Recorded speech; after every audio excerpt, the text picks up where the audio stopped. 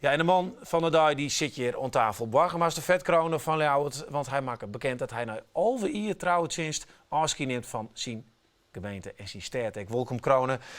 Ja, ik ken jou als een energieke man. En de laatste keer dat ik jou zie, dacht ik, nou die heeft er een geweldig zin in. Culturele haardstad. Ik denk, die houdt nooit weer op in Ljouwert. Die gaat trots dat hij bij omvalt. En nou in één keer dit. Nou, ik hou ook niet op met Leeuwarden en Friesland. Die zitten diep in mijn hart. En daar ga ik nu weer op een andere plek ook de belangen voor behartigen. Maar het was voor mij ook een grote verrassing. Dus, ja, want ook wat lezen ze uit, hoe gaat het? Nou ja, het is gewoon een sollicitatieprocedure in een partij. Iedere partij heeft dat. Voor de Eerste Kamer, hè? Voor de Eerste Kamer. En ja, dan eerst, ze vroegen me voor de zomer. Ik heb gezegd, nee, dat helemaal niet. En toen een paar weken geleden, toen zei ze, ja, maar we willen je wel. En ik hoorde maandag dat ze me zelfs op plek 3 willen zetten. Nou ja, toen dacht ik, ja, ik heb natuurlijk 14 jaar in de Tweede Kamer gezeten, vakbond gewerkt, nu hier. Dus ik wil ze daar wel eens even vertellen dat het beleid een beetje beter moet. Maar is het clear in Ljouwert, van je gevoel dan? Nee, het is natuurlijk niet klaar. En daarom is het ook mooi, we hebben de culturele hoofdstad niet afgesloten, maar reopening. Dus er moet nog heel veel gebeuren. En wat het mooiste wat ik vind, is dat we erin geslaagd zijn. En daar ben ik ook de eerste dag mee begonnen, bij Omroep Friesland. We moeten in Friesland samenwerken. Dat was toen ruzie met alle gemeentes onder elkaar, met de provincie.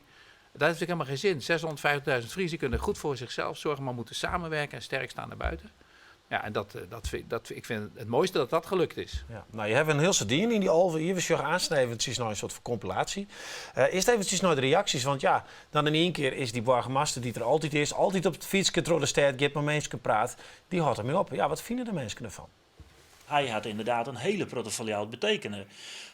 En als je op het laatste die bijdrage uit de knelpuntenpot voor het sociaal domein, nou, dat is voor een groot gedeelte ik wil zien verdienste geweest. Hij was heel benaderbaar en maakte dan ook tijd voor je.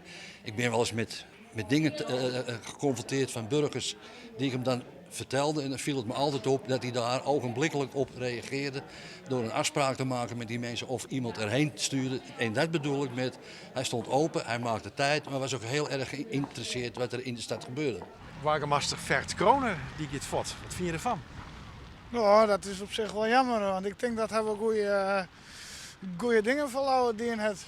Ik denk dat het wel een goede burgemeester weer dus. Moet maar weer afwachten, hè? Ja, vind je het spietig dat er fort gaat? Nou ja, spietig. Ja, ik vond hem wel goed. En hij had Ljouwert knap op elkaar zetten. En Friesland. Dus je vond het een goede burgemeester? Ik vind het wel, ja. Het is een integere man en ik iemand die, als je praat, dan is er heel gewoon. Iedereen. Ik vind het Je hebt wel eens met hem praat. Ja, ik vind het leuk. Ja, een aardige man, ik. Ja, zonder meer. Ja, ik vind het een aardige man en doet veel voor Leeuwarden in mijn ogen. Ja, verder kan ik er niet veel op zeggen, want natuurlijk, je kan hem niet persoonlijk. Hè. Je kent hem van de televisie en de krant.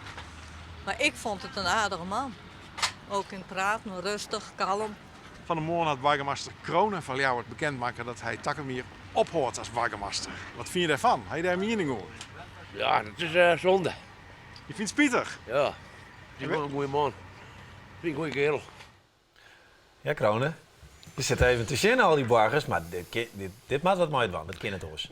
Nou, maar ik heb me hier ook altijd thuis gevoeld, hè, vanaf dag 1. En ja, dat hebben mensen zeiden wel eens dat ze dat meteen voelden. En ik vind dat het is toch een prachtige stad. En er is toch veel gebeurd. En ik heb alleen helemaal niks alleen gedaan. Als ik lobby voor iets in Den Haag, heb ik wel mooi van de ambtenaren of van de instellingen.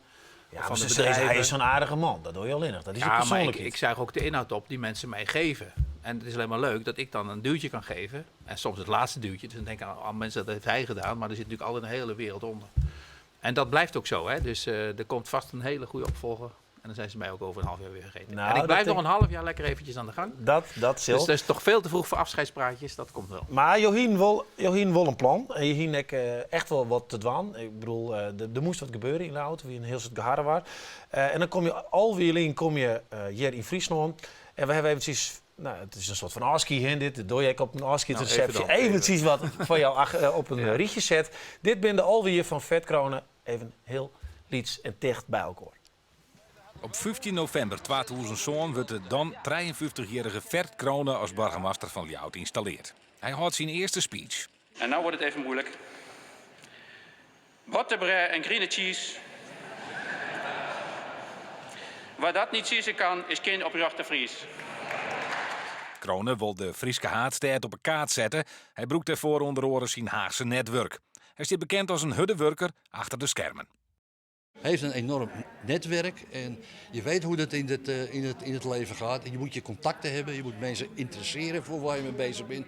Wat je vertegenwoordigt en daar was hij wel, denk ik, een grootmeester in. Kronen maakt het in 2023 hoogtepunten in de stad mee.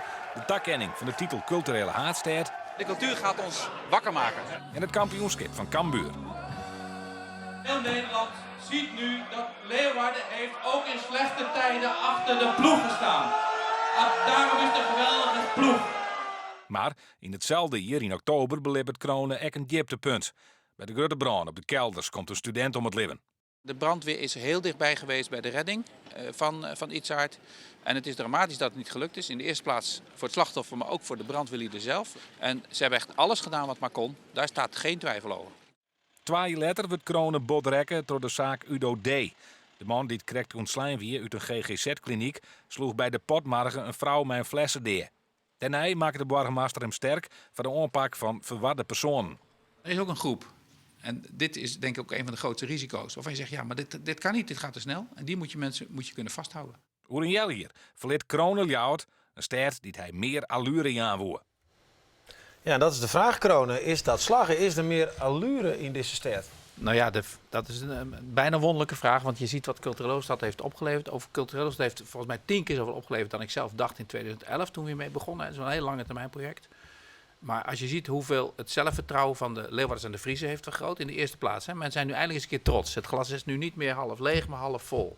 Hè. Het is niks, het was niks, het is niks dan niemand worden. Ik heb in mijn installatiereden al gezegd, daar moeten we niet meer over hebben. Maar dat is de eigen Friese trots. Maar ook als je ziet hoeveel mensen zijn gekomen uit de Randstad en uit het buitenland. Die allemaal zeggen, wat een leuke stad. Maar dat wisten we niet. En dat blijft. En er zullen volgend jaar weer heel veel mensen komen. En dat vind ik het allermooiste. Dat toen ik hier kwam, zei iemand, ja eigenlijk Leeuwarden. Ik zei, er gebeurt zoveel leuks in Leeuwarden. Waarom wist ik dat niet? Leeuwarden is een beetje een slapende reus. Letterlijk hebben de grote reuzen nu Leeuwarden wakker gekust. Maar je hebt ook een paar zaken gewoon die pittig winnen. Laten we eerlijk wezen. Big Leagues, Udo D of de Bron op een kelder. Dus welke zaak heeft nou eigenlijk het meeste van je vergen? Deze twee. En waarom? Omdat dat raakt je natuurlijk heel diep. Omdat je denkt, dit is de machteloosheid. Je wil dat dat niet gebeurt. Bij die brand, ik hoorde het mezelf net ook zeggen. De brandweer heeft risico's met zijn eigen leven genomen om die man te redden. En dat lukt dan niet. En dan wil je dat het... Ja, dat is gewoon alleen maar verdriet. In de eerste plaats natuurlijk voor de familie, maar ook die brandweerlieden zelf. En ik heb erbij gezeten toen ze het evaluatierapport kregen van de inspectie. Er waren brandweermannen, vrijwilligers, maar ook beroeps die zeiden... als dit rapport zegt dat wij het fout hebben gedaan, ja, dan kunnen wij nooit meer brandweerman zijn. Nou, gelukkig zei de inspectie, jullie hebben het perfect gedaan. Maar dat raakt natuurlijk heel diep. Hetzelfde geldt voor Udo D. Hè. Ik ken ook toevallig familieleden van de vrouw die toen is doodgeslagen. Maar we hebben dus tot het uiterste, bleek ook uit het inspectierapport, we hebben alles gedaan wat maar kon. Maar volgens de wet mochten we niet meer. Daarom wil ik ook die wet veranderen. Er moet meer een burgemeester of wie dan ook, een rechter moet kunnen zeggen, ja, u bent een gevaarlijke man. Dus u moet maar even dagelijks begeleid worden of in de cel zitten. En dat gaat nu gebeuren. Hè? Ja. De wet gaat in over 1,5 jaar. Nou, en je zal ik nou een instituut wat hem daar weer boeren kent, hoe die wetten. Eerste keer. Maar tegen dank in ieder geval. Van nou was je elkaar waarschijnlijk nog wel eens even zien. Maar ik altijd als gast aan tafel rij om te komen. Ik bedank daarvoor. Graag gedaan. En een soort succes in Den Haag. En kom op van Friesland. Ja, toch?